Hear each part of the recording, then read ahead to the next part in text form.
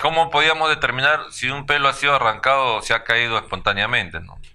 El cabello cae espontáneamente, el cabello que cae espontáneamente va a mostrar un bulbo lleno, semejante a lo que se observa en la foto, bien formado por haber llegado a su completo crecimiento.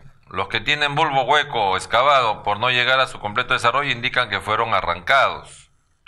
Cuando ha sido el hecho muy violento, la raíz tiene partículas o células de la piel adyacente colgada a la misma. Entonces decíamos, en ese caso ustedes ven la figura inferior, la foto inferior, una especie de cuchara. Y ese es justamente porque el cabello se ha resistido a ser arrancado, ¿no? Entonces a la hora de resistirse, el bulbo va a tener esta característica. Entonces eso nos da, cuando observamos al microscopio un bulbo así, ya nos da la idea de que, o podemos imaginarnos de que ese cabello lo han arrancado, producto de violencia. Podemos determinar si están teñidos. Los teñidos tienen un color uniforme contrario a los de coloración natural. Además no están teñidos en la parte próxima a la raíz. Un pelo teñido aislado, su color es regular y uniforme, lo que no se observa en uno natural. Con luz de Wood el teñido no tiene brillo. Las tinturas se reconocen mediante técnicas analíticas. Acá, por ejemplo, vemos la foto de una fiera de peluca. No tiene nada de brillo. Si queremos aplicar la luz de Wood, entonces ya es una manera de reconocer, ¿no? Aplicando las luces forenses. El traumatismo por arrancamiento, por ejemplo. Cuando la fuerza de tracción rebasa los límites de resistencia y elasticidad del pelo, se va a producir una rotura total, otras veces parcial, sin separación de fragmentos. Cuando el pelo es contundido entre dos objetos duros, se observa un ensanchamiento de su estructura y puede llegar a ser sin o con separación de los fragmentos traumatizados. Eso es lo que les comentaba, ¿no? Yo vi una figura similar y había sido asesinado con una piedra. Entonces en el cabello, en cierta parte, hay ese engrosamiento, sin necesidad de romperlo, a fragmentarlo en dos, ¿no? Y acá lo que les decía, ¿no? Los traumatismos por objetos cortantes. Producido por navaja, realiza un corte en bisel. Entonces acá, observando nomás, ya podemos tener la idea de que ha sido con ese objeto filoso. La superficie de sección más o menos limpia y con extremidades redondeadas indica un proceso de cicatrización. Nos suministra datos de interés cronológico. Vemos que ya se está poniendo romo, entonces ya podemos indicar de que ha pasado cierto tiempo. Por eso les decía al principio, en la primera charla, la semana pasada, lo importante que es la cronología en la criminalística, ¿no? La clasificación. Se dice que un pelo es delgado cuando tiene hasta 62.5 micras. Es más o menos grueso cuando está entre 62,6 y 78 micras. Grueso por encima de los 78 a los 93 y muy grueso ya sobre los 93 a más. Propio de los cabellos, los vellos pubianos, ¿no? Entonces terminamos con la parte de tricología y vamos a la última parte, que es la parte de genética forense. Entonces, para la parte de genética forense tenemos que hacer un estudio minucioso de lo que es el ADN. Entonces vamos a hacer prácticamente un resumen de lo que es ADN, porque ya para nosotros no es desconocido este tipo de molécula, ¿no? Es aquella molécula que va a codificar los genes que forman la estructura y función de los organismos vivos y permite la transmisión de la información genética de una generación a otra. Lo clásico, y lo que se vio bastante desde el año 53 para adelante, es este modelo de doble hélice, ¿no? Dadas por Watson y Crick, que acá nos proporcionaron datos muy interesantes de cómo funcionaba sobre todo el ordenamiento de las bases nitrogenadas con todos sus enlaces y cómo estaba contenida la información hereditaria en este tipo de moléculas, ¿no? Entonces, para hacer un resumen, cada molécula de ADN está formada por dos largas cadenas de polinucleótidos que corren en direcciones opuestas, formando una hélice doble alrededor de este eje imaginario central. De esta forma, la polaridad de cada cadena es opuesta. Cada nucleótido está en un plano perpendicular al de la cadena de polinucleótida Las dos cadenas se encuentran apareadas por uniones de hidrógeno establecidas entre los pares de base. El apareamiento es altamente específico, existe una distancia física de 11. Entre dos moléculas de desoxirribosa, las cadenas opuestas solo se pueden aparear una base púrica con una pirimídica, o sea, lo que es la adenina con la timina y la guanina con la citosina. Entre adenina y timina hay dos puentes de hidrógeno y entre guanina y citosina hay tres. Son imposibles otras uniones, son específicas estas, ¿no? Este apareamiento. Entonces la secuencia axil de bases a lo largo de una cadena de polinucleótidos puede variar considerablemente, pero en la otra cadena la frecuencia debe ser complementaria.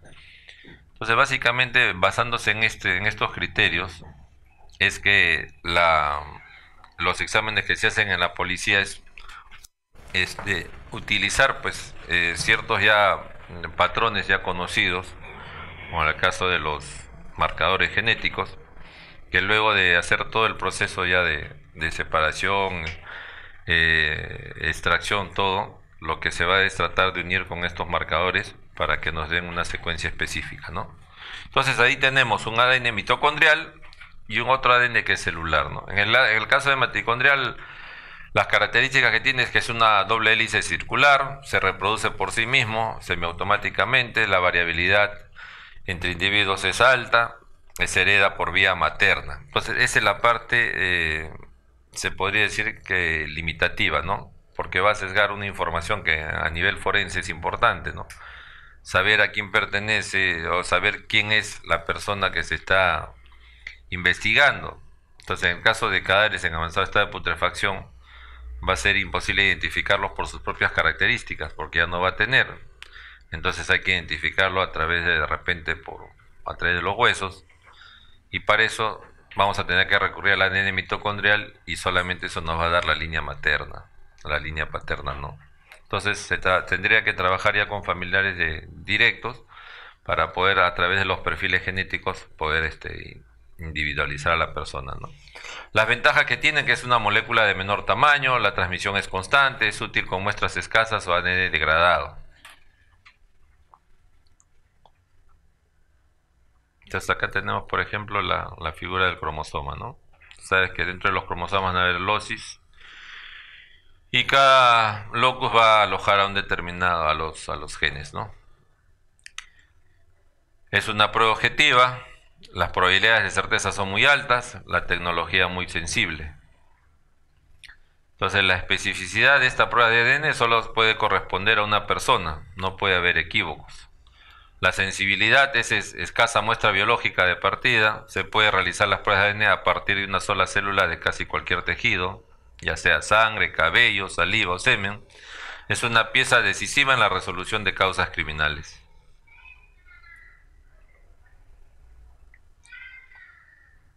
Entonces, podríamos definir que la genética forense es el análisis genético de la diversidad aplicada a la identificación de personas involucradas en situaciones de interés forense.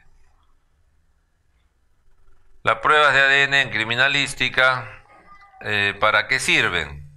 Bueno, entre otras cosas, para la identificación de los sospechosos de un crimen, para exonerar a inocentes erróneamente acusados, en el caso que les daba el ejemplo, ¿no?, del hijo del hacendado, la identificación de víctimas de un accidente, crimen o atentado, la evaluación de compatibilidad de órganos, la determinación de microorganismos, plantas y animales, la autentificación de restos arqueológicos, en pruebas de paternidad, como también ya el ejemplo que les he dado del abuelo que a la vez era el papá de su nieto. Los objetivos es excluir a falsos imputados e identificar solo al culpable. El método más efectivo es aquel que es más discriminante. Entonces acá tenemos la diversidad humana que tenemos, ¿no? Las causas de esta diversidad, acá están haciendo una huelga y los espermatozoides, porque dicen, ¿por qué me discriminan? El óvulo dice, no, solamente uno va a entrar. No, hay diferencia de igualdad, no, queremos entrar, igualdad para todos, abajo la discriminación, ¿no? Entonces es una manera muy coloquial de describir lo que sucede en la fecundación, ¿no? Que solamente uno va a entrar y a veces se escapa otro por ahí. o a veces escapan tres, cuatro y aparecen los mellizos, trillizos, cuatrillizos, quintillizos. Entonces, ¿cómo identificar a esa persona que figura en la parte superior del resto de la multitud, ¿no? Entonces, eso es lo que va a tratar de hacer el ADN. De toda esa multitud, identificar a una persona, a un sospechoso, a una víctima.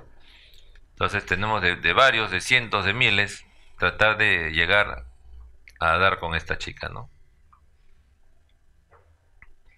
Y acá vemos pues la diversidad genética que hay, ¿no?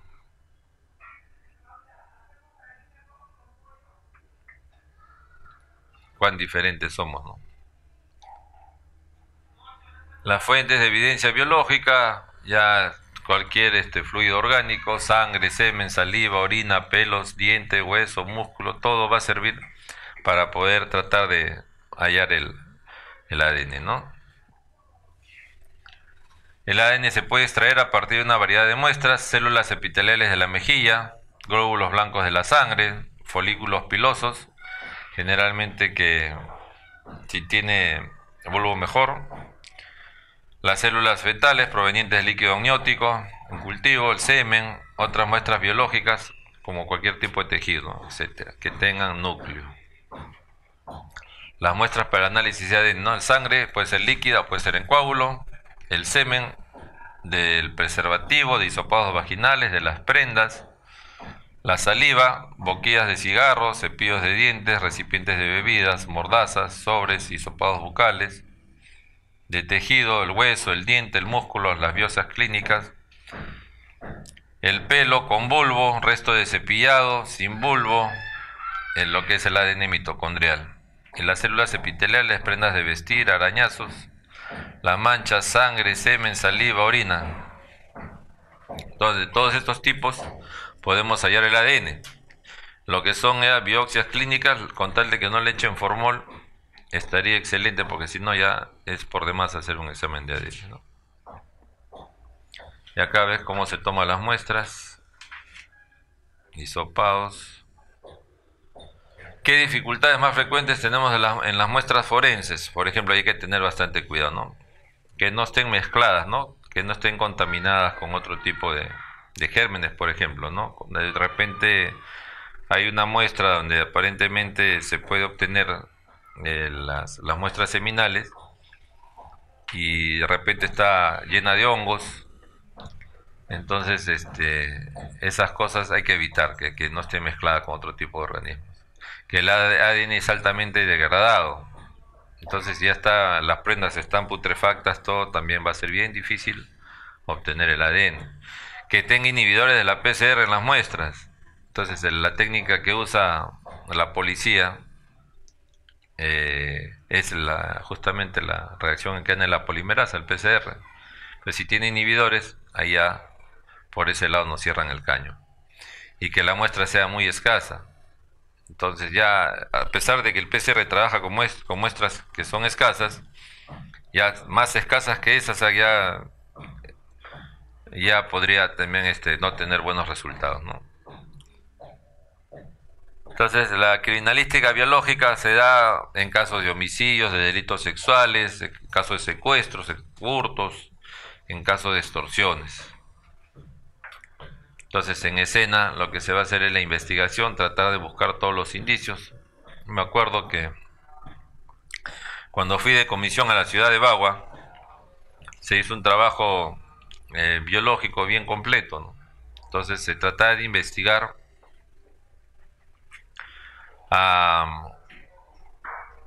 un caso de robo seguido de violación.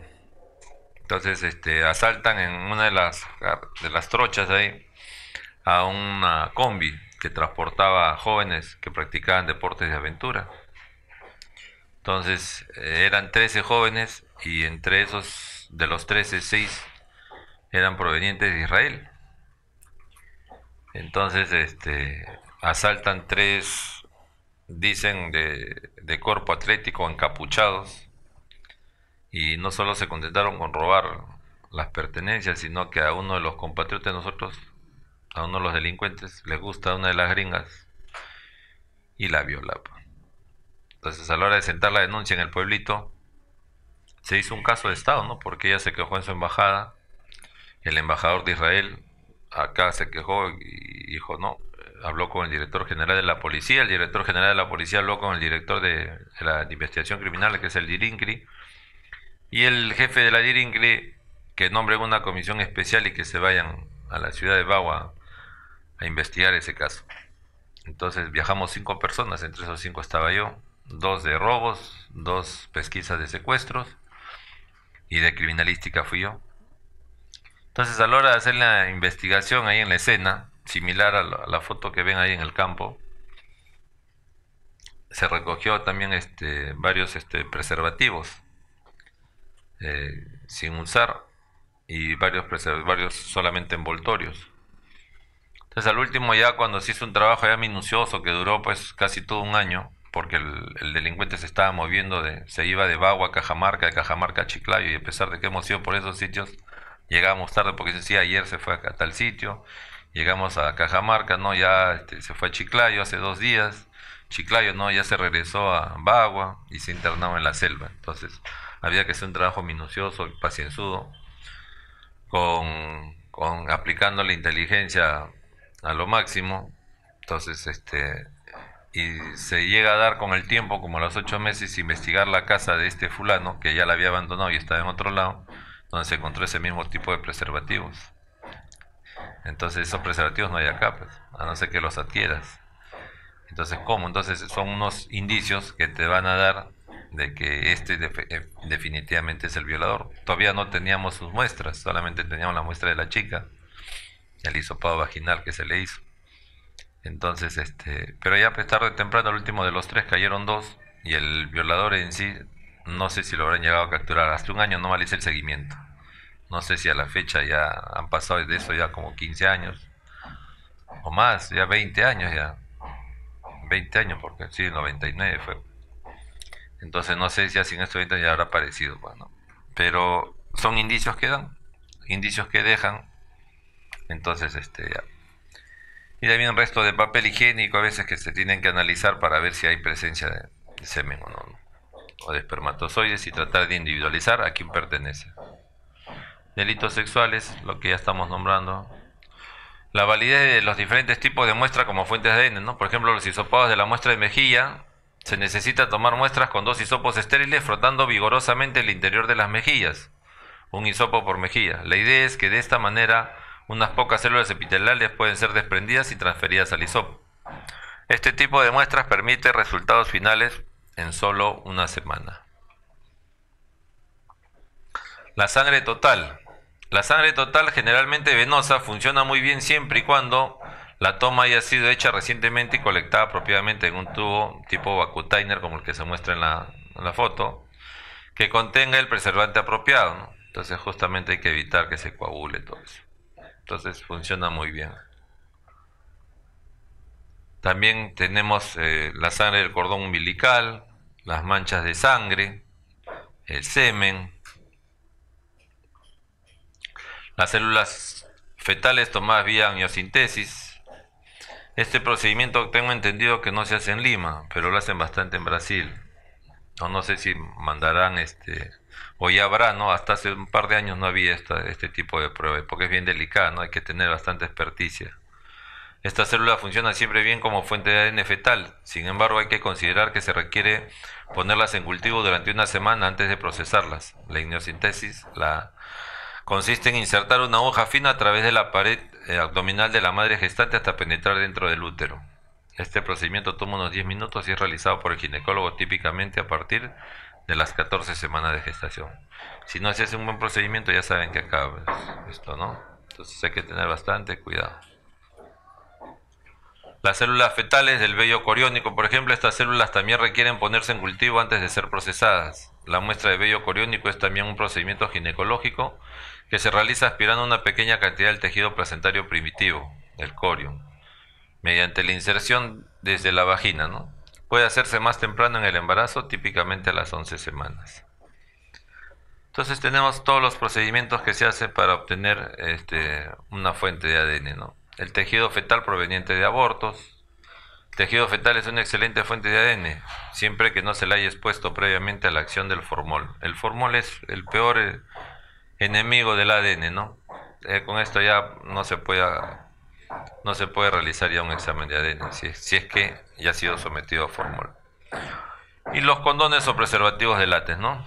Entonces son las fuentes que nos van a proporcionar para poder hallar el ADN, las manchas de semen en la ropa, los tejidos provenientes de exhumaciones, el cordón umbilical seco, ¿no? Entonces, en los casos, por ejemplo, de las clínicas abortivas clandestinas, se ve bastante estos casos, ¿no? Entonces, una oportunidad también, acá bien al norte, los pesquisas eran de la de Pincri Caraballo, creo. Interviene un centro ginecológico clandestino donde practicaban, mejor dicho, clandestino para los abortos, ¿no? Porque era la fachada, pero ahí también practicaban abortos. Entonces estaban haciendo un trabajo de inteligencia los pesquisas y dan con esta clínica, ¿no? Entonces comenzaron a hacer el seguimiento un día y, y ya cuando ya acordaron en que iban a golpear ese sitio para capturar a los presuntos aborteros, entonces a los presuntos ginecólogos, perdón, que eran aborteros, encuentran una chica saliendo de ahí, tambaleándose. Entonces la abordan y le dicen pues, que son de la policía todo y dice sí, lo que pasa es que me acabo de practicar el aborto acá, y acá sí, entonces no la dejaron ir a su casa a media vuelta y irrumpieron así, porque cuando hay flagrancia de delito no necesitan orden del juez ni nada, ¿no? Simplemente se ve que va a estar con las manos en la masa y se justifica y se comunica inmediatamente al fiscal. Entonces ellos agarran y irrumpieron ahí. Cuando van ahí había una chica esperando en la sala de espera y otra que le estaban practicando el aborto. Entonces a la hora que se captura a la doctora y a su ayudante, ellos, como no había fiscal, no había nada, tenían que esperar la presencia fiscal. Y la doctora decía que no había practicado ni un aborto, que estaba haciendo un legrado, una señora, y no hay ningún aborto acá, no hay nada. Entonces cuando nos llaman a los peritos, llegamos y ya estaba el fiscal de por medio. Entonces nos dice, el pesquisa me dice, doctor, usted es mi salvación si no me enjuician.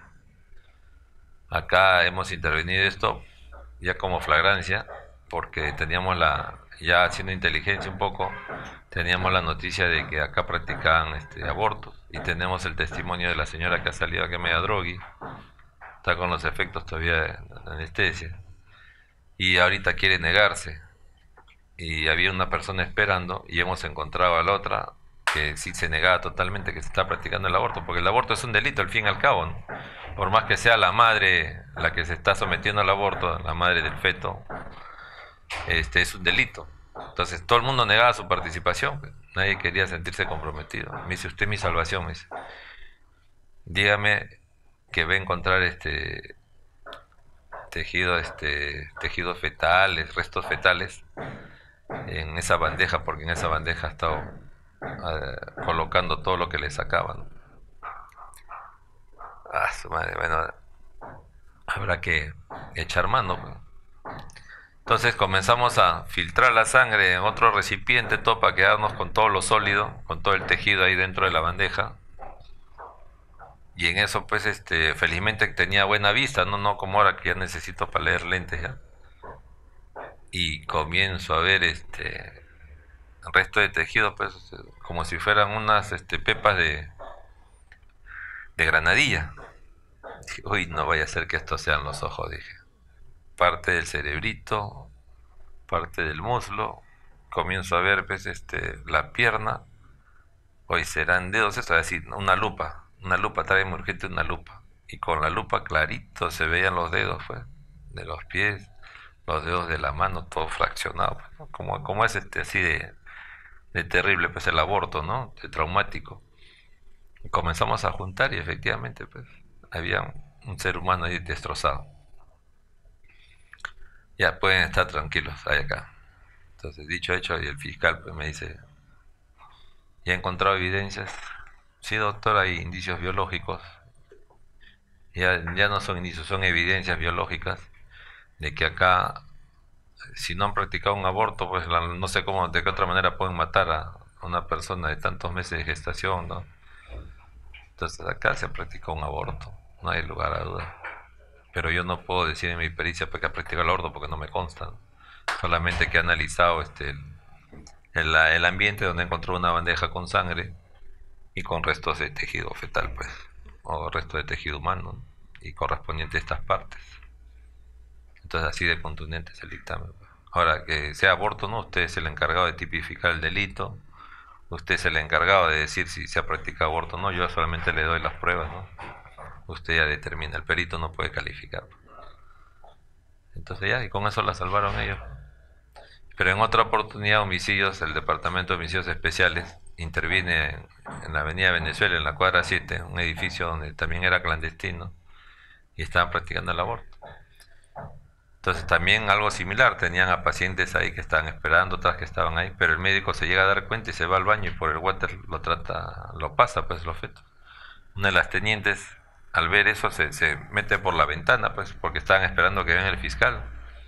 Pero al ver eso se mete por la ventana y se mete al baño para evitar que pase por el water, pues, cuando ya había pasado. Pues, que el médico la denuncia por, por meterse a su casa sin ninguna orden judicial.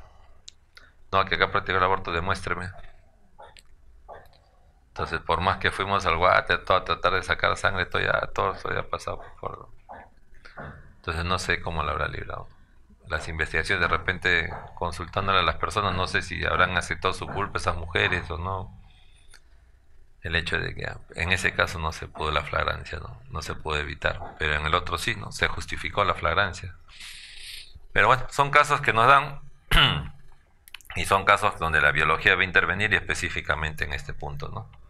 También otra fuente de ADN son los cepillos de dientes, la basurilla de rasuradoras eléctricas, los tampones o toallas femeninas, los cabellos arrancados, las colillas de cigarro, etcétera, etcétera. Por eso que la orina, el tejido incluido en parafina. Entonces, por eso que nosotros requerimos que la escena, cuando el perito vaya, esté aislada y protegida correctamente, porque las colillas es frecuentemente encontrar, ¿no? Entonces, en un caso de secuestros, lo que estaba recogiendo yo era colillas justamente para enviarlo al laboratorio de ADN, ya que nosotros no lo tenemos ahí en la Avenida España, sino funciona en Aramburu. Entonces, para enviarlo y al último resulta que había sido cigarro de los mismos policías que estaban investigando. Entonces, no hay que contaminar la escena. Por eso que toda la semana pasada, gran parte se habló de lo que era el trabajo en escena, ¿no? Por eso era necesario tocarlo antes de meternos de lleno a lo que es el tema de la biología forense. El tejido incluido con parafina también es bueno hasta cierto punto, pero tiene pues un muy bajo porcentaje de resultados, ¿no? Óptimos. Se logra éxitos en solo la cuarta parte de los casos que se investigan, ¿no? Y solo luego de hasta meses de tratativas sin la seguridad de obtener un resultado final exitoso. O sea, no es fiable, pero si no tenemos otra cosa, hay que tratar de hacer el examen de todas maneras. Siempre en criminalística lo que se trata es de agotar. Entonces, unos van a ser más ventajosos que otros, pero si tenemos solamente eso, hay que hacer eso nomás. El papel higiénico usado, el pelo caído,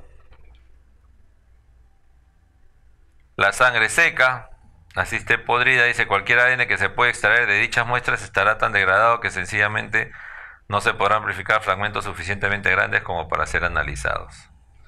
Entonces ya tiene sus ciertas limitaciones el examen de ADN, ¿no?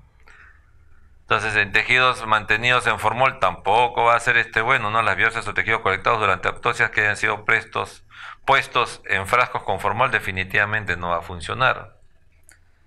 Las cenizas fúnebres, igual, ¿no? Toda la novela que crearon a raíz de la muerte de Alan, ¿no? Para que no más adelante no se le identifique, no sea que los tejidos cremados definitivamente no funcionan, pues en las cenizas fúnebres no hay ADN rescatable. Entonces hay que tener cuidado, hay muestras que sí son ventajosas y hay muestras que no van a ser tan ventajosas, que van a ser un obstáculo. Entonces, para ir terminando un poco, ¿qué tecnología se usa? Pues en el ADN, en lo que es mancha de sangre, saliva, colillas de cigarro, frotis bucal, chicles sobre sellos, en las uñas, en tejidos blandos, en semen, los lavados vaginales, las prendas de vestir, de todo este tipo de muestras se puede extraer el ADN. Entonces lo que utiliza la tecnología del ADN recombinante, usando las enzimas de restricción, ustedes saben que esto va a funcionar como tijeras, pues y como ven en el gráfico van a romper en un sitio, y con los marcadores vamos a juntarlos todos para poder hacerle un seguimiento a ese perfil, ¿no? Y todo lo que sucede, pues, ¿no? Usando ya ADN recombinante, ya explicar el ADN recombinante ya nos tendríamos que tener otra sesión de varias horas para explicar, que es bien amplio, ¿no? Entonces es básicamente para decirles que se usa esa tecnología del ADN recombinante y la PCR, que es la más aconsejable para casos forenses, ¿no? En la amplificación del DNA in vitro por medio de la polimerización de cadena de ADN utilizando un termociclador, el propósito del PCR es hacer muchas copias de un fragmento de ADN. Se realiza la amplificación de un segmento específico de ADN teniendo poco material disponible. Entonces, esa es la ventaja de usar el PCR, ¿no? Porque hay otra técnica que es el RFLP, ¿no? Ya son cadenas más largas de ADN, pero cuando hay ya mucha cantidad, cuando hay ya una muestra excesiva, ahí se podría usar eso, ¿no? Pero como la policía trabaja con trazas, entonces es lo más recomendable esto, porque aparte de trabajar con escasa cantidad, te va a permitir ampliar y multiplicar estos fragmentos de ADN, ¿no? Fue diseñada por Karen Mullis en el 87, que ganó el Premio Nobel de Química en el 93 por su invento. Utilizó el PCR para amplificar el gen de beta hemoglobina humana y el diagnóstico prenatal de anemia falciforme. Entonces acá más o menos es un esquema de cómo funciona el ciclo, la desnaturalización, el alineamiento y la extensión. Y las copias que va a sacar, ¿no? Por ejemplo, en 25 ciclos va a haber un promedio de 33.554.432 copias. Entonces, y eso es lo que lo hace también, pues, lo que hace que dos individuos no tengan el mismo perfil, ¿no? Entonces, la probabilidad, la eficiencia de esta prueba es de 99.9%. Y los entendidos en la materia dicen de que mientras más marcadores genéticos se usen, más nos vamos a acercar al 100%, ¿no? Entonces ahorita estamos en un 99.999%. Entonces la policía utiliza 16 marcadores, entre ellos también uno sexual, y con eso tiene una alta probabilidad de que el perfil corresponda solamente a una persona determinada. Para que dos perfiles se puedan repetir, es como queriendo comparar que uno va a tener el mismo perfil, uno en, digamos, 556 trillones de no sé qué de habitantes, y no tenemos en el mundo entero esa cantidad. Entonces, por eso que es una prueba confiable para los casos forenses sobre todo, ¿no? Acá ven el esquema de cómo se trabaja, que también, bueno, eso no lo vamos a explicar, solamente para que hagan un recordaris. También se puede trabajar con el método electroforético. Hacemos la extracción de desnaturalización del ADN en gel de agarosa. Vamos a transferir el ADN a filtros de nitrocelulosa en una solución de sonda y se va a revelar por autorradiografía. Toda una serie de bandas ahí. Y acá más o menos es el esquema de cómo se realiza, cómo se van localizando las bandas ahí en el corrido electroforético, ¿no? La secuenciación automática que realiza el detector ahí, las bandas en el CPU, va a comenzar a grabarse todo este tipo de bandas, y el monitor va a mostrar a través de ondas todo. Entonces va a mostrar a qué tipo de información se va a almacenar ahí. Entonces acá vemos, entonces la secuenciación automática, ¿no? Entonces eso es lo que se va a dar lectura a todo, y el perito lo va a plasmar en su dictamen pericial. Entonces dice, un hecho de la vida real, dice, ¿con quién me has engañado? Le dice el gallo a la gallina, ¿no? Del huevito salió un elefante. Entonces eso hace acordar también a la época de los marinos, cuando abandonaban su casa y regresaban después de 2 años. Se regresaban después de 2 años y había un marino que era blanco, digamos caucásico, por todos los blancos, ojos claros, todo. Y la mujer también blanca y tiene un hijito negro. El marino había salido 2 años fuera de su casa y su hijito tenía un mes de nacido. Entonces, el marino, como era sonso, le dice a la mujer, ¿con quién me has engañado? ¿Qué engañado, sonso? Si yo no podía darle pecho y la que le daba era una mujer, negra, y por eso tu hijito ha salido negro. En mi familia, ¿no? Entonces se quedó tranquilo con esa explicación, ¿no? El otro le va a decir a su mamá, le dice, mira mamá, tienes un nieto negrito. ¿De dónde? Si en la familia no hay negros, que por aquí, por allá. No, es que cuando mi esposa estaba dando el lactar no podía y le dio pecho a una mujer negra. ¿Y acaso, sonso, yo te he dado leche de vaca y acaso tú has salido toro? Entonces cosas así, ¿no? De acá reclamándole, porque desconoce las leyes mendelianas, reconoce toda la que es la herencia genética, y sale el elefante. Y acá vemos un caso de paternidad que se estaba estableciendo, de cómo se llegó a identificar a través del ADN, ¿no? Entonces tenemos que el hijo tiene este alelo, 2,8, la madre tiene 4,8 y el padre tiene 2,9, ¿no? Entonces ya tenemos el alelo 8 que puede ser de la mamá y el 2 que puede ser del papá. Como heredamos 50-50, ahí ese es un caso verídico donde ese hijo son sus padres, ¿no? Entonces acá tenemos un criterio de inclusión, acá se le puede incluir. Pero en caso de paternidad, cuando vemos esto acaso acá, donde el hijo es 4,8, la madre tiene el alelo 3,4 y el padre tiene el alelo 3,7, entonces acá ¿qué diremos? Que ese hijo no es su papá, definitivamente. No es su papá. Tiene el de la mamá, pero no tiene el gen del papá. Entonces este es un criterio de exclusión.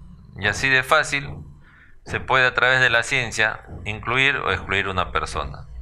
Entonces, para terminar, podemos decir a qué conclusiones podemos llegar, en que que el ADN es la prueba de máxima validez científica para determinaciones de parentesco en el mundo. La confiabilidad es tan grande como la que la merezca usted el laboratorio al que le confía la prueba. Su resultado es contundente. Entonces, efectivamente, ¿no? Hay muchos problemas. No, yo no confío en casos de paternidad, sobre todo. No, yo no confío en ese laboratorio, que la hagan en otro. Entonces van a otro que es más confiable. Entonces ya, dependiendo ya si se trabaja con criterio, con ética, todo, ese laboratorio va a ganar un prestigio bueno, ¿no? No un prestigio malo. Para cada persona examinada se analiza mediante la técnica ya del PCR un total de 16 marcadores genéticos. Ya son losis de secuencias repetitivas tetaméricas en varios cromosomas del ADN que corresponden al llamado códice. Entonces, podemos terminar con estos mensajes, ¿no? Ya por todo lo estudiado en lo que es no solamente la biología, sino lo que es la biología forense. Dice, si el criminal no quiere hablar, preguntémosle a las cosas. Las cosas no nos van a mentir, las cosas no van a ser susceptibles de chantaje. Las cosas no van a hacer que uno se corrompa, no. Las cosas no se van a corromper. Entonces, si queremos cambiar la actualidad que vivimos actualmente, redundando un poco, entonces empecemos a trabajar con conciencia, con ética. Entonces, el criminal no quiere hablar, no hables. Yo te voy a hacer hablar, ¿a qué? A los indicios, a las evidencias voy a hacer hablar. Y esos indicios, esas evidencias nos van a dar al culpable. Lo que decía el loquito Einstein, ¿no? Más hermosa que la verdad es la búsqueda de la verdad. Y es nuestra razón de ser, ¿no? Nosotros como biólogos o como investigadores, lo que tenemos que llegar es a esto, ¿no? Hasta llegar a la verdad. Y lo que decía Henry Ford, dice, unirnos es un comienzo, mantenernos unidos es progreso y trabajar juntos es un éxito. Entonces, muchas gracias por la atención prestada. Ahora vamos a absolver a ciertas preguntas. Por ejemplo, Carlos Salvatierra dice, en caso de que haya ocurrido una violación sexual y el agresor es azospérmico, entonces resultaría negativo para la presencia de espermatozoides en lo que es la prueba de certeza. Efectivamente, ¿no? El azospérmico no va a tener carga espermática. Entonces, como en la parte forense se hace un estudio globalizado, no solamente es un estudio individual, hay que ver si esa persona ha sido vasectomizada, si esa persona de repente ha tenido la relación o ha violado a una persona poniéndose un condón, un preservativo. Entonces hay que analizar todo eso. Si nos encontramos en un lugar, en una escena del crimen, lo que hay que buscar son esas cosas. Entonces hay que buscar preservativos, hay que buscar alguna información de repente clínica, de repente ha sido vasectomizado. Ahora lo que se recurre ya no solamente pues es a buscar a través de la certeza los espermatozoides porque no la va a ver, hay que ver todo lo que está alrededor. Entonces en esos casos de repente si se toma una debida muestra, un lavado balano prepulsial, podemos obtener muestras también de células vaginales y de repente a raíz a hallar el perfil de una persona y esto va a provocar que esa persona sea acusada de la violación, en el supuesto caso de que haya una violación. También él mismo pregunta, en el caso del PSA, ¿sería la prueba ideal para determinar si se cometió el delito? ¿Y hay una marca especial de pruebas rápidas de PSA o puede ser una prueba rápida común? Sí, efectivamente, como decíamos, la prueba de PSA es un indicador, son pruebas de orientación. Entonces, si queremos tener una prueba de certeza, netamente, hay varios kits ahí que se usa para determinar la presencia de espermatozoides humanos, ¿no? Por ejemplo, como nombramos el RCIT, que es el que usamos bastante, que es bien sensible y nos indica la, la presencia de un espermatozoide humano, ¿no? También nos preguntan qué reactivo se utiliza para la prueba de orientación en la búsqueda de manchas de sangre. De orientación tenemos varias. Una de ellas es el reactivo, la reacción de Adler utilizando la bencidina como reactivo principal y a través del cambio de coloración nos va a indicar si es positivo o no. Otra de las pruebas que se usa es la del Blue Star o bien conocido como luminol, que también nos va a permitir buscar manchas de sangre que han sido ocultas o han sido lavadas.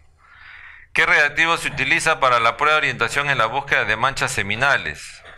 Ya, ahí tenemos otra vez respondiendo a la pregunta anterior, el que utiliza bastante la policía últimamente es la fosfatasa ácida.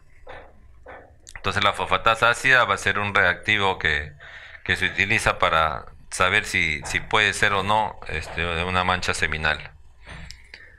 Después tenemos otra pregunta que acá dice: buenos días, quisiera saber a Arnaldo si es posible despejar algunas, me imagino que será algunas dudas respecto a las técnicas de recojo de manchas seminales y cómo se determina la cantidad de semen en una mancha, factores que limitarían la recolección de la muestra en escena del crimen, su tipificación y colección de muestras en víctimas de agresión sexual.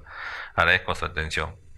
Bueno, nosotros tenemos una técnica para nosotros poder determinar unas manchas, la presencia de manchas seminales en diferentes tipos de soporte, ¿no? Por ejemplo, si se trata de prendas de vestir, como ya lo hemos estado hablando en la exposición, podemos utilizar la primera, la luz de Wood, ¿no? La luz ultravioleta.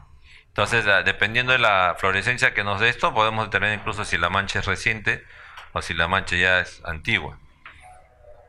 Lo que se hace generalmente es hacer un desprendimiento de la mancha. Podemos estar remojando de repente la mancha problema en un tubo de ensayo con suero fisiológico, lo dejamos remojando una media hora y de ahí hacemos un centrifugado. Y en ese centrifugado vamos a botar todo el sobrenadante y lo que nos quede en el fondo, con eso se va a trabajar, se va a hacer vistas al microscopio, ya sea exámenes directos o hacemos una coloración y a través de la coloración vamos a observar este tipo de muestras. Entonces, para esto también hay que echar mano a los reactivos de orientación, y esos reactivos de orientación nos van a permitir si estamos en el camino correcto o no. Y después ya las de certeza utilizando el RCIT y vista al microscopio, la presencia de espermatozoides. De acuerdo a la morfología determinaremos si es humano o no es humano.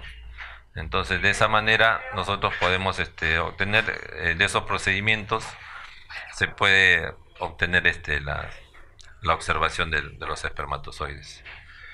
Entonces, espero haberles absuelto las consultas, y en caso de que no, ahí tienen mi correo en las diapositivas, tienen mi teléfono, me escriben y yo gustosamente podría aclararles más personalmente algunas dudas que puedan obtener, ¿no? Sin más que decir por el momento, yo me despido y les agradezco nuevamente su atención, y será hasta la próxima oportunidad. Muchas gracias.